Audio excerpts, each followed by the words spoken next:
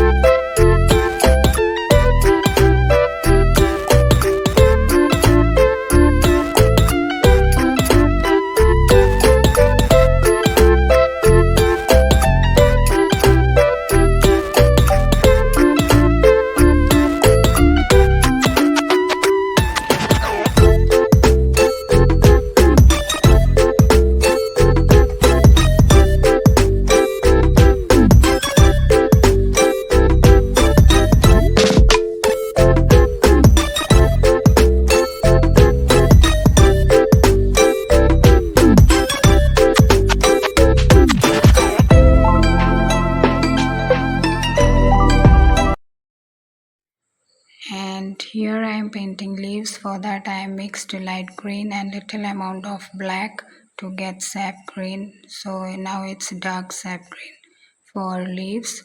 and I painted these purple flowers with color splashes. So it's an easy technique of painting flowers. So one of the easy technique of painting flowers. So I hope you enjoyed the video. And if you found this video helpful, please like and subscribe to my channel. Thanks for watching and happy painting.